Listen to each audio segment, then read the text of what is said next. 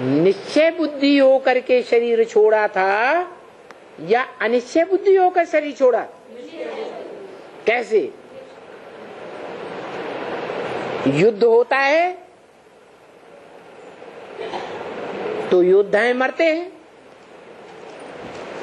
लेकिन कोई योद्धाओं में भाव रहता है, हम देश की रक्षा के लिए युद्ध करते करते प्राण भी छोड़ देंगे, शरीर छोड़ देंगे, तो उनको हारा हुआ कहेंगे या नहीं कहेंगे?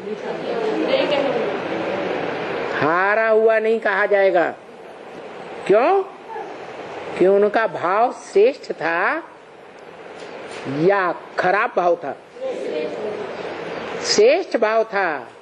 हम देश की रक्षा के लिए भले प्राण भी छोड़ दें, देहम वा पातयामि कार्यम वा साधयामि, हम ईश्वरीय कार्य को छोड़ नहीं सकते, सर कटा सकते हैं, लेकिन विधर्मियों के सामने सर झुका नहीं सकते। तो ऐसी श्रेष्ठ भावना वाली आत्माएं हारी हुई कही जाएंगी क्या? नहीं,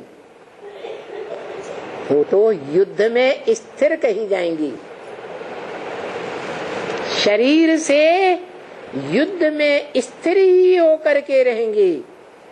अगला जन्म भी लेंगी तो ब्राह्मण कुल में ही जन्म लेंगी, ज्ञानियों के बीच जन्म लेंगी और फिर युद्ध करेंगी। क्या युद्ध करते करते शरीर छोड़ा ना? भावना क्या रही है? जीतने की भावना थी या हारने की भावना थी आत्मा में? तो जीत की भावना लेकर शरीर छोड़ा तो अगला जन्म लेंगी, फिर युद्ध करती हैं और युद्ध में विजयी होती हैं। यही बात गीता में अर्जुन से कही है। क्या? मोक्ष से महीम, अगर जिंदा रहेगा युद्ध करते करते तो पृथ्वी का राज्य करेगा, शरीर छोड़ेगा तो भी स्वर्ग में जाएगा, अगला जन्म लेगा तो स्व स्थिति में जन्म लेगा। माना आत्मा ऐसी स्टेज में जन्म लेगी जहां आत्मिक स्मृति तेरी पक्की हो जाएगी। तो स्व स्थिति में हुआ या देह की स्थिति में हुआ? स्व स्थिति में। तो ऐसे ही यज्ञ के आदि में वो रुद्र रूप धारण करने वाला ऐसा विकराल रूप धारण करता है कि सारी दुनिया एक और वो एक आत्मा एक और, भले लाश भी गुम कर दी जाती है तो भी उसका भाव श्रेष्ठ रहता है या गिरा हुआ भाव रहता है? क्या श्रेष्ठ भाव? कि संग के रंग से जो ब्राह्मणों की दुनिया है वो श्रेष्ठ ब्राह्मणों की दुनिया बनेगी। किसके संग के रंग से? निराकार के संग के रंग से। एक निराकार सो साकार में मुकर्रर रूप से प्रवेश करता है, इसलिए वो भाग्यशाली रथ कहा जाता है। नहीं तो आत्माएं दुर्भाग्यशाली भी बनती हैं और आत्माएं भाग्यशाली भी बनती हैं। लेकिन किसके संग के रंग से भाग्यशाली और किसके संग के रंग से दुर्भाग्यशाली? ब्राह्मणों की दुनिया में ही ऐसा होता है। कैसे? हाँ, निश्चय बुद्धि विजयते, अनिश्चय बुद्धि विनश्यते। एक पर निश्चय बुद्धि धारण करके रखेंगे तो विजय ही विजय है। इसलिए ये बात पक्की कराने के लिए ये तीसरी बार भी ब्राह्मणों की दुनिया का विनाश होता है। हाँ, ये जरूर है कोई माया के, रावण के प्रभाव में आकर के, मायावियों के प्रभाव में आकर के पहले अनिश्चय बुद्धि की मौत मरेंगे, और कोई बाद में मरेंगे।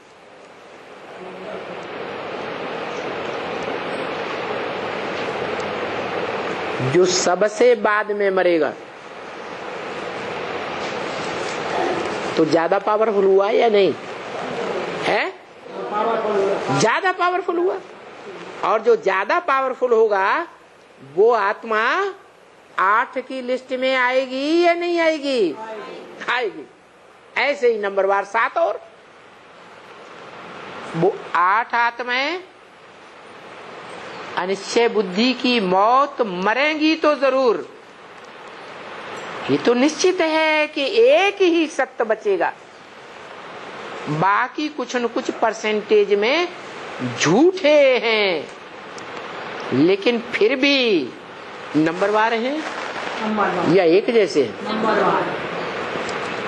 तो कोई पहले पहले निश्चय बुद्धि बन जाएंगे, और जो 8 पहले पहले निश्चय बुद्धि बनेंगे उन ब्राह्मणों का संगठन ऐसा संगठन रूपी केला बन जाएगा जो ब्रह्म वाक्य मुरली में बोला है। क्या बोला? ये ब्राह्मणों का संगठन, ये संगठन रूपी केला ऐसा पावरफुल किला बन जाएगा जिसमें कोई भी विकारी पांव भी नहीं रख सकेगा। अभी दुनिया में क्या होता है? राज्यों में एक राज्य की राजधानी से जासूस निकलते हैं और दूसरे दुश्मन की राजधानी में घुस जाते हैं गुप्त रूप में, और सारा कमजोरियों का पता लगा लेते हैं, और उन कमजोरियों की बात पता लगते ही उन्हीं कमजोरियों के ऊपर आक्रमण हो जाता है।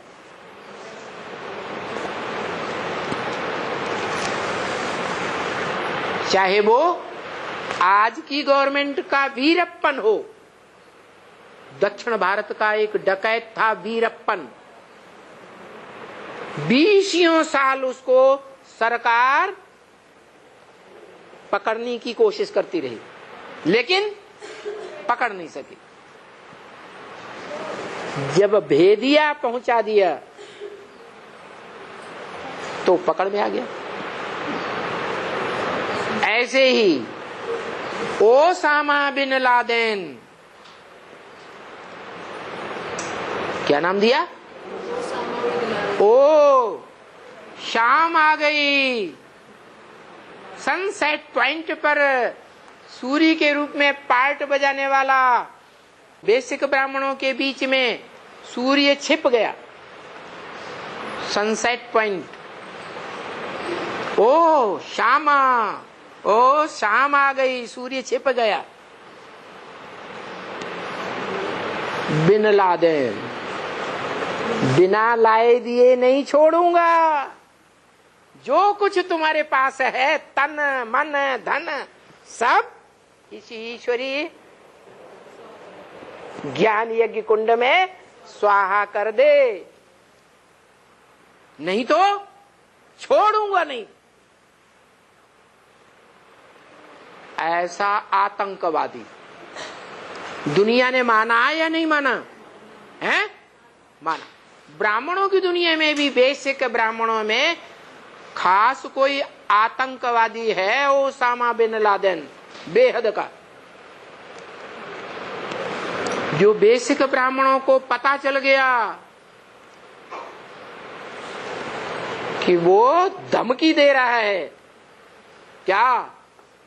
जो भी तुम्हारे पास तन मन धन है वो इसे एडवांस ज्ञान यज्ञ कुंड में स्वाहा करो, नहीं तो छोड़ूंगा नहीं। बाप रे!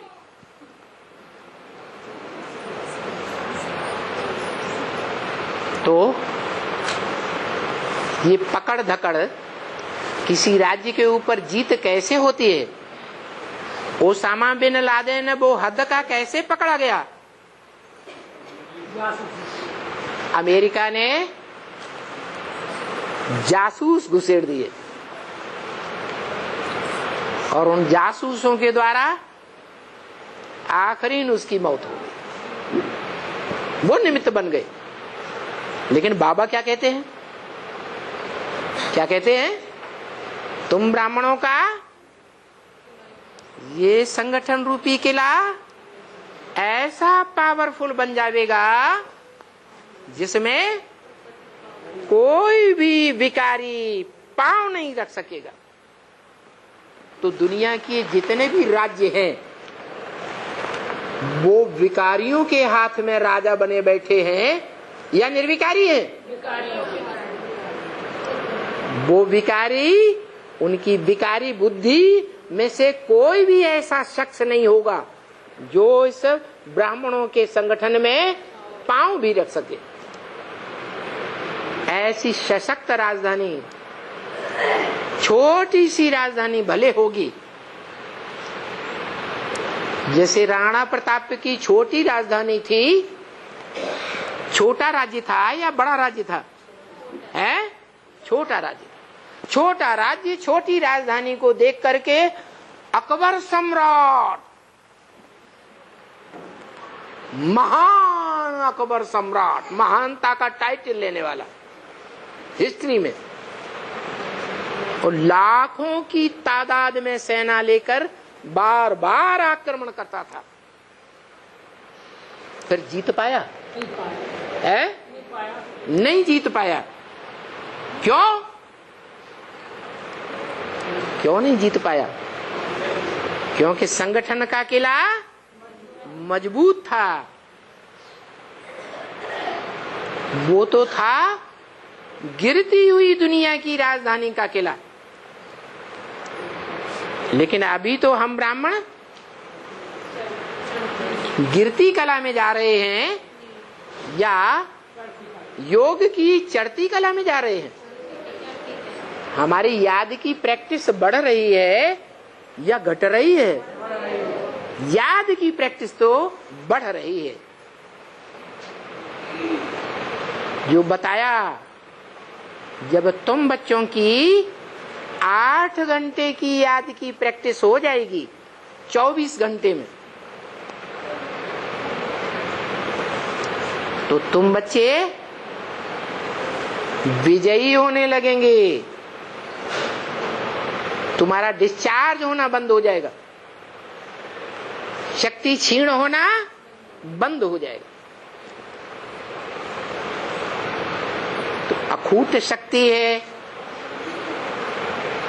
वो शक्ति को जब हम सिक्योर करेंगे तो हमको कोई नहीं हरा सकता। वो पवित्रता की शक्ति है। तो बताया, ये पवित्रता की शक्ति कैसे आती है? है? पवित्रता माने प्योरिटी। प्योरिटी कैसे आती है? यूनिटी से। कैसे आती है? यूनिटी से। और यूनिटी आती है पवित्र वाइब्रेशन से, पवित्र दृष्टि से, पवित्र वाचा से, पवित्र कर्मों से। अगर व्यभिचारी कर्मेंद्रियां बनेंगी, व्यभिचारी दृष्टि बनेगी, तो यूनिटी रूपी संगठन नहीं बन सकता। इसलिए बोला, ब्रह्म वाक्य में बोल दिया, तुम बच्चे वर्तमान में किस स्टेज पर हो? तुम ब्राह्मणों की जो दुनिया है, ये तीसरी दुनिया जो रची गई सन 76 से, एडवांस ब्राह्मणों की दुनिया, ये गिरती कला की ओर जा रही है प्रैक्टिकल में, या कर्मेंद्रियों से चढ़ती कला की ओर जा रही है? चढ़ती कला की ओर जा रही है कि मन बुद्धि से चढ़ती कला की प्रैक्टिस बढ़ रही है? मन बुद्धि से चढ़ती कला की, कर्मेंद्रियों से हाँ जी, लेकिन नई दुनिया बनने वाली है तो पुरानी दुनिया का क्या हाल होना है? क्यों? क्योंकि जो प्योरिटी यूनिटी से बनती है वो तुम ब्राह्मणों की यूनिटी तैयार नहीं हो रही है। क्यों नहीं तैयार हो रही है? कि तुम बीज रूप ब्राह्मणों में अलग अलग धर्मों के बीज बैठे हुए हैं। कोई सूर्यवंशियों के बीज भी हैं, कोई चंद्रवंशियों के बीज हैं, कोई इस्लामी, कोई बौद्धि, कोई क्रिश्चियन वंशियों के भी हैं। तो दूसरे दूसरे धर्म वंशों से आई हुई आत्माएं पूर्व जन्मों के संस्कारों को लेकर आई हैं या नहीं? तो आपस में लड़ेंगी या नहीं? और प्रैक्टिकल में भी क्या देखने में आ रहा है? ये एडवांस ब्राह्मणों की दुनिया आपस में लड़ रहे हैं या यूनिटी दिखाई दे रही है? आपस में लड़ रहे हैं। और बाप कहते हैं पांडव कभी लड़ते नहीं। क्या? पांडव कभी लड़ते नहीं। कौरव यादव आपस में लड़ते हैं, यवन आपस में लड़ते हैं। यादवों और कौरवों की लड़ाई होती है। तो जो आपस में लड़ते हैं वो पक्का समझ लें, हम पंडा बाप के पांडव बच्चे नहीं बने। बने हैं? नहीं बने। और निशानी बता दी कि तुम बच्चों की प्योरिटी की स्टेज क्या है। तुम बच्चे भी, ब्रह्म वाक्य मुरली में बोला, तुम बच्चे भी सारे दिन में 10, 20, 50 दृष्टि की भूलें, विविचार की जरूर करते होंगे। मुरली में बोल दिया। कोई न करता हो तो हाथ उठाओ। किसी ने हाथ नहीं उठाया। तो दुनिया विनाश होनी है या नहीं होनी है? नई दुनिया स्थापन होने जा रही है और पुरानी दुनिया का विनाश होने जा रहा है। तो बोला जरूर नई दुनिया बनेगी, भले 8 की बनेगी, छोटी सी नई दुनिया बनेगी, छोटा सा नया संगठन बनेगा, लेकिन बनेगा जरूर। और बनने के लिए ब्रह्मा मुख से दादी गुलजार के द्वारा अंतिम संदेश भी बता दिया। नई दुनिया बनने के लिए 20 साल तो है ही नहीं पुरुषार्थ के। क्या? जो समझे बैठे हैं कि अभी 20 साल पड़े, 20 साल में हम नई दुनिया की जो पक्की राजधानी बनेगी, जो सारी दुनिया से टक्कर लेकर के विश्व विजयी घोषित हो जाएगी, उस नई राजधानी के भांति बनने के लिए अभी 20 साल नहीं है। कितने हैं? 10 साल है। तो बोला ये नई दुनिया छोटी सी तैयार होने वाली है, जिस ब्राह्मणों की नई दुनिया की यूनिटी में एक भी विकारी पांव नहीं रख सकेगा। अभी क्या होता है? इधर की बात उधर, उधर की बात इधर। राम रावण संप्रदाय के बीच में पुल बना हुआ है, भांति भांति के बंदरों का। बंदरों की एक जाति होती है या भांति भांति की जाति होती है? म्यूजियम में वो उसमें क्या पशु पक्षियों का जो जू, उस जू को जाके देखो, भांति भांति के जाति के बंदर होते हैं। तो कोई किस धर्म से कनेक्टेड होकर आए हैं, कोई किस धर्म से कनेक्टेड होकर आए हैं। कोई पर बड़ा मोटा छिलका चढ़ा हुआ है देवभान का, कोई पर देवभान का हल्का छिलका चढ़ा हुआ है। तो ये बंदरों की सेना और जो रावण की सेना है उस पार, उधर की सारी बातें इधर आती रहती हैं और इधर की सारी बातें उधर जाती रहती।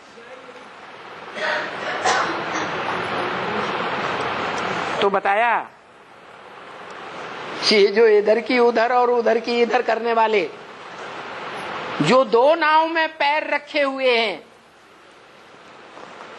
तो मुरली में पूछा है ब्रह्म वाक्य में, दो नाव में पांव रखने वाले का क्या हाल होगा? है? टांगे चिर जाएंगी और भवसागर में गिर के डूब जाएंगे। इसलिए बताया कि ये डिसयूनिटी फैलाने वाली आत्माएं परसेंटेज में 1% भी हैं तो झूठी है या सच्ची है? झूठी है। ये दुनिया डिस्ट्रैक्शन हो जाएगी। तो हमको नई दुनिया में जाने के लिए क्या करना है? हाँ, मानना नहीं है, सिर्फ पहचानना भी है बुद्धि से, असलियत समझनी भी है कि दुनिया जो ग्लानि कर रही है या अधूरे बेसिक ब्राह्मण बच्चा बुद्धि ग्लानि कर रहे हैं, वो ही बात सच्ची है या नारियल का पार्ट है? रियल है या नारियल है?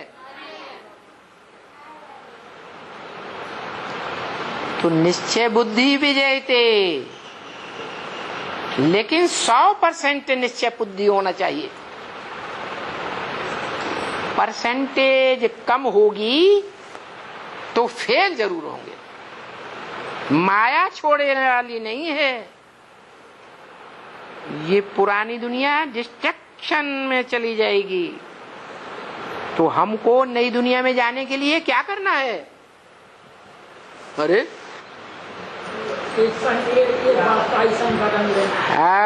एक से सुनना है, अनेकों से सुना तो व्यभिचारी ज्ञान हो जाएगा। और जिनका ज्ञान ही संगम युग में व्यभिचारी हो जाएगा, वो द्वापर युग से व्यभिचारी धर्मों में कन्वर्ट हो जाए। एक से ज्ञान सुनना है तो एक को ही देखना है, एक की बातों को सुनना है, समझना है और संसर्ग संपर्क संबंध में भी मन बुद्धि से एक के आना है या अनेकों के संग के रंग में आना है। और मन बुद्धि से संसर्ग संपर्क संबंध में वो ही आवेंगे जो प्रैक्टिकल में जिन्होंने संबंध जोड़ा होगा, प्रैक्टिकल में संसर्ग में आए होंगे। संसर्ग संपर्क और संबंध, संबंध गहरा होता है। भले राधा कृष्ण की तरह श्रेष्ठ इंद्रियों का संबंध हो, लेकिन अब व्यभिचारी संबंध हो। दूसरी कोई भी आत्मा दृष्टि में समाई हुई न रहे जिसका चेहरा बार बार याद आए। ऐसे राधा कृष्ण जैसी दृष्टि, एक शिव बाबा दूसरा न कोई। तो क्या करना है? ऐसे अब व्यभिचारी योग में हमें रहना है। अगर आंखों से व्यभिचारी योग हुआ, कानों से दो चार की बातें सुनने में लगे रहे, उसने ऐसा कहा था, उसने ऐसा कहा था, वो बात हमें बार बार याद आती है, तो कान कैसे हो गए? है बेविचारी कान हो। तो बताया एक के साथ योग में रहना है। प्रैक्टिकल की बात है, सिर्फ बोलने करने की बात नहीं। तो हम नई आत्मा बन जावेंगे, हमारी नई आत्मा हो जावे तो नया शरीर लेकर हम नई दुनिया में चले जाएंगे और हम सब वापस चले जाएंगे। कब? जब हमको